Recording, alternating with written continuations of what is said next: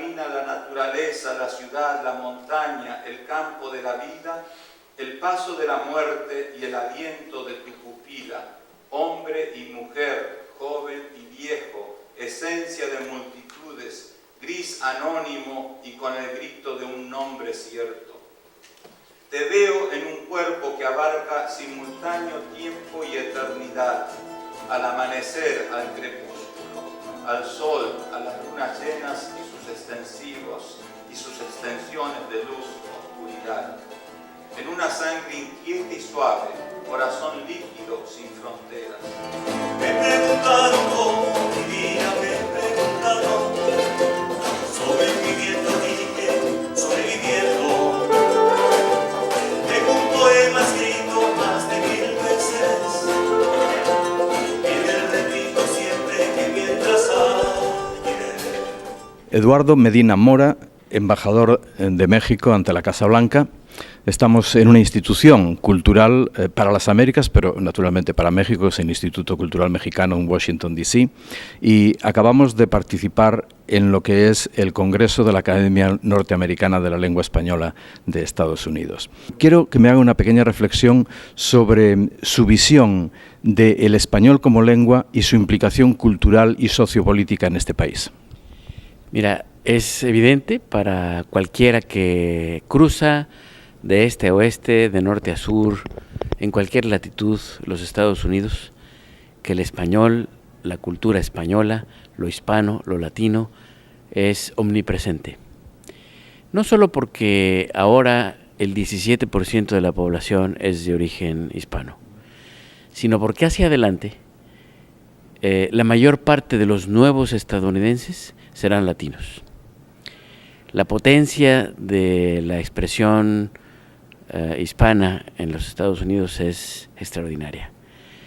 En el sentido, desde luego, político, en el sentido económico, pero sobre todo en el sentido cultural. En el año 2050, el 39% de la población de los Estados Unidos será de origen hispano, una parte muy sustancial hablarán español, de manera que este será uno de los países con más hispanoparlantes del mundo. Usted representa un país, usted representa el país posiblemente de los países culturalmente dentro de la hispanidad más poderosos en cuanto a población y en cuanto a impacto cultural. La mexicanidad de Estados Unidos también es una realidad. ¿Cómo engarza usted desde lo mexicano? Lo estoy preguntando ya no solo como embajador, sino como mexicano. ¿Cómo engarza, cómo une usted lo mexicano con lo hispano-unidense? Yo diría que al final lo hispano en los Estados Unidos es universal y somos uno y lo mismo.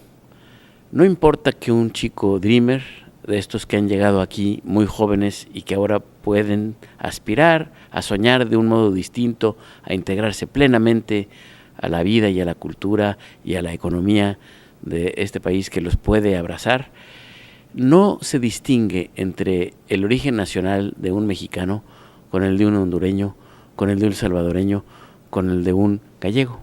En realidad, compartimos esta dimensión que nos une en el idioma español. El idioma español no tiene frontera, no tiene nacionalidad. Por eso no hay literatura mexicana o chilena o argentina o española. Hay literatura en español que es nuestra y es lo que nos expresa.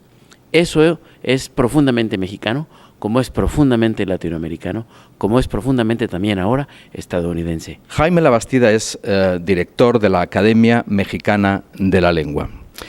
Don Jaime, en el contexto al que ha venido usted a Washington, que es en el contexto del Congreso de la Academia Norteamericana de la Lengua Española, hágame una pequeña reflexión sobre cómo visualiza usted la potencia del español en un país como Estados Unidos. Verdaderamente es insólito, es asombroso advertir la pujanza del español en Estados Unidos. Dije hoy por la mañana, estoy convencido de lo que he dicho, que en breve tiempo, no más allá de 2 o 3 decenios, los hispanoparlantes en Estados Unidos deben exigir que el español sea lengua oficial al lado del inglés en Estados Unidos. Debo hacer una confesión. En México no se comprende de manera cabal la pujanza que tiene el español en Estados Unidos. Y no se comprende porque en ocasiones consideramos a quienes han emigrado del país como si lo hubieran traicionado. Y no es así. Quienes han salido del país lo han hecho por razones de carácter político o económico y hay que apoyarlos. Me parece que México debe reconocer al México que está afuera.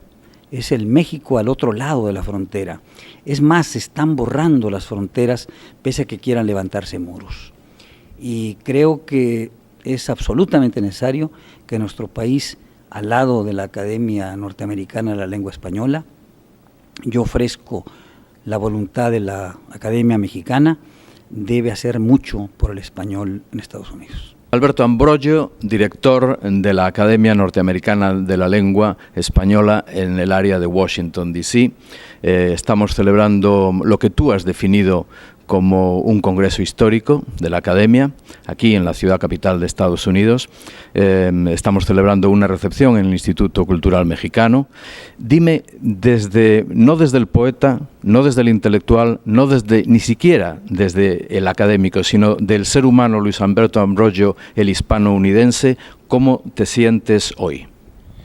Bueno, me siento muy orgulloso de celebrar nuestra realidad, nuestra presencia hispana de los Estados Unidos, nuestra historia, nuestro idioma, nuestra literatura, porque es una realidad que la cultura dominante la tiende a ocultar y sin embargo es una realidad que nos toca a todos, que nos enorgullece ciertamente a nuestra raíz de identidad, pero que es una realidad cada vez más presente en este país en un sentido político, en un sentido económico, en un sentido social, por lo que realmente esta es una celebración de esa realidad, una realidad de una diversidad de diferentes características, hispanos de Cuba, procedentes de México, de Puerto Rico, de Sudamérica, pero todos unidos vamos a hacer una presencia que va a ser importante. Ya somos la minoría más grande de este país y realmente me siento orgulloso de ser parte de esta celebración histórica en este Congreso. Estamos en un país donde, como un poema de Luis Alberto Ambrogio dice, si las piedras hablaran, hablarían en español. Pero esta academia es una academia joven. Sitúanosla, por favor, en el contexto de las academias, de lo que significa las academias de la lengua, y ubica estos 40 años. Bueno, realmente es la más joven de todas las academias. La Real Academia Española acaba de celebrar los 300 años de su fundación. Dentro de las academias hispanoamericanas, la más antigua creo que es la Academia de Colombia, que lleva ya sus 140 años, más de 140 años. Es una academia joven, porque 40 años no es tanto tiempo, pero al mismo tiempo es una academia llena de energía, es una academia que llama la atención, porque cuando uno va a otro país y le preguntan ¿de dónde eres? De Estados Unidos. ¿Y cómo? ¿Hablas español? Sí, somos el segundo país hispanoparlante del mundo. ¿Vienes de Estados Unidos? ¿Y cómo? ¿De la Academia Norteamericana de la Lengua Española? Sí, señor, de la Academia Norteamericana de la Lengua Española. Y el poema ese al que aludes, que se llama Paisajes de Estados Unidos, precisamente fue para mí uno de los grandes descubrimientos cuando yo llegué a este país, porque llamaba a la compañía Smith & Washington, pero el que venía a arreglar el techo, por decirlo así, era José. Y la realidad es que en aquel entonces, hace 47 años que llegué, mis amigos me decían, yo ya sabía inglés, pero me decían, no, tienes que hablar inglés todo el tiempo. Y yo les decía a ellos, no, ustedes tienen que aprender español. Y algunos de ellos, los que todavía viven, en este momento me dicen, Luis, tenías razón, teníamos que aprender español. Así que en estos años, estos 40 años, hemos visto unos grandes avances, un desarrollo, una proyección de la comunidad hispana en el país que me enorgullece y por supuesto nos llena de responsabilidades, porque hay mucho todavía por hacer.